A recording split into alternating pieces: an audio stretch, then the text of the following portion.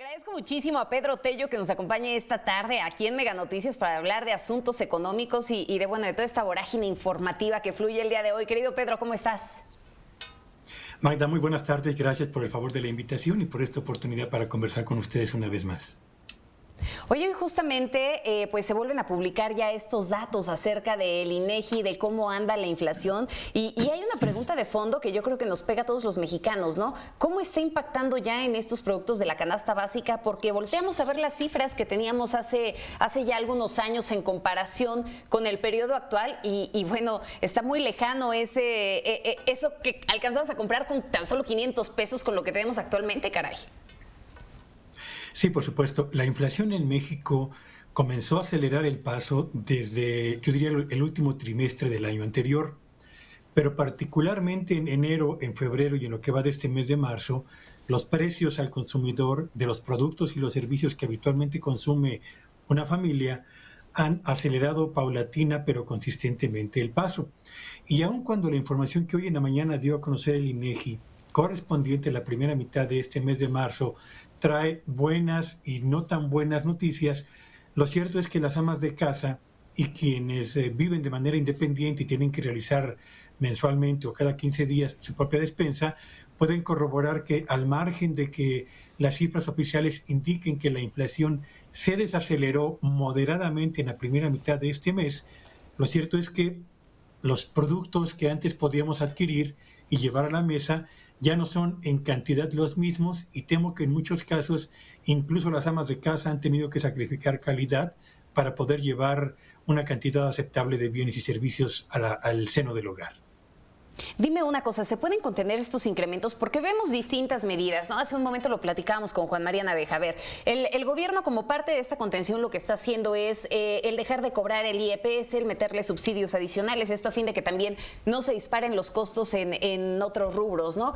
Pero la situación es que le sigue pegando fuertemente a la gente. ¿Se puede realmente contener todo esto o es por lo que está pasando en el mundo y adicionalmente tenemos nuestros propios problemas?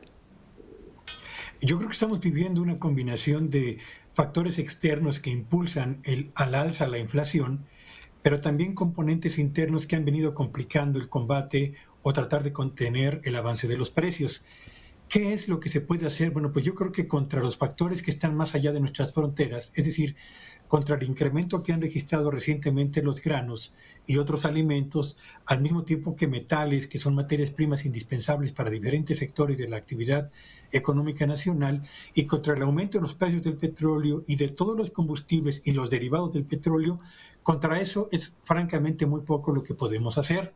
Aun cuando el gobierno ha decidido prescindir del cobro del IEPS y ha concedido al mismo tiempo un estímulo fiscal adicional para tratar de evitar que las gasolinas se vayan por los cielos, lo mismo que el diésel, lo cierto es que es difícil que esa estrategia pueda mantenerse por mucho tiempo. Internamente, ¿qué es lo que sí puede hacer esta economía, Magda?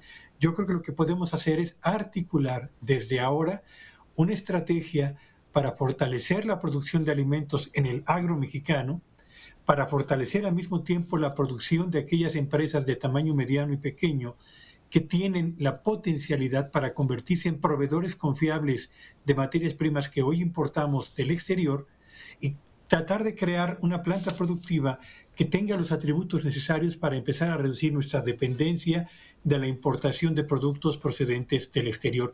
Es un trabajo que tendríamos que estar haciendo ya, pero temo que nos hemos tardado justamente para emprenderlo con oportunidad. Esta mañana, Pedro, el presidente informaba que no se descarta una apertura comercial y eliminación de aranceles a distintos productos que se están importando desde otros países. Esto también a fin de poder reducir la inflación. ¿Será una medida oportuna? ¿Será al mismo tiempo una medida suficiente para poder detener este crecimiento de la inflación, este incremento en el costo de los productos? Permitiría aumentar la oferta en el mercado nacional de productos sin el agregado del impuesto que deben pagar en aduanas para internarse en el territorio nacional y favorecerá temporalmente el combate a la inflación. Y eso permitiría, digamos, en el corto plazo, mejorar las condiciones de acceso a productos básicos con precios relativamente moderados en el mercado nacional. Pero a la larga, Magda, lo que México puede y debe hacer es fortalecer las bases de producción de productos que podemos elaborar en el territorio nacional competitivamente, lo mismo en el agro que en la actividad industrial, para que cada vez dependamos más del esfuerzo propio y menos de lo que ocurre más allá de nuestras fronteras. Y fíjate que esta parte que mencionas me parece sumamente interesante, Pedro, porque de pronto vemos cómo son como aspirinas para un gripón, ¿no? O sea, estamos hablando de que, a ver, este IEPS, sin duda, si tú se lo dices a la gente, oye, no te estoy cobrando este impuesto, te están metiendo subsidio y demás, pues la gente dice, oye, qué buena onda por parte del gobierno, ¿no? Que no me está cobrando realmente el costo de la gasolina y hasta cierto punto pues parecería una medida un tanto popular o no sé cómo se le debería de llamar. El problema es qué va a pasar a la larga cuando ya no se tengan los recursos suficientes, qué va a pasar a la larga cuando pues estás empezando a descontar todos esos impuestos que se cobran ya de manera ordinaria. Desde luego es una medida popular, pero también no lo es. Lo es porque evidentemente levanta una suerte de dique para contener el aumento en los precios. Claro. Pero no es una medida popular, Magda, porque en el fondo quienes terminan por pagar el no cobro de ese impuesto somos los contribuyentes. De modo pues que los recursos que el gobierno utiliza para tratar de contener el aumento en los precios de las gasolinas o de los combustibles sale al final del día del bolsillo de los contribuyentes, que son desde luego los que terminan por pagar los platos rotos de decisiones que se toman al margen de su propia participación. Y mira, el tema del cobro del impuesto especial de productos y servicios a las gasolinas, a mí me remite fundamentalmente a una reflexión. ¿Cuánto va a sacrificar el gobierno de ingresos si se mantiene el retiro de ese impuesto en lo que resta del año? Algunos lo calculan en más de 235,000 millones de pesos. Y yo me pregunto, ¿no valdría más la pena destinar una cantidad como esa al apoyo de las escuelas de tiempo completo o al aprovisionamiento y el fortalecimiento del sector salud tan ávido de recursos en este momento, o al sector educativo en su conjunto? Y esto nos remite finalmente al tema de las prioridades y las decisiones que debe tomar un gobierno.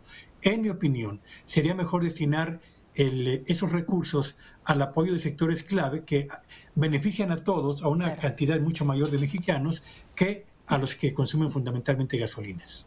Es correcto, es un asunto de prioridades. Y brevemente me voy con esto para que podamos concluir, Pedro. Esta mañana también el presidente adelantaba, ¿no?, el asunto de la tasa de interés del Banco de México. ¿Qué lectura le das a este adelanto? Ya hay muchas críticas al respecto, nos decía inclusive el propio Juan María, ¿no? Es gravísimo, está violando la ley. ¿Qué opinas sobre esta situación?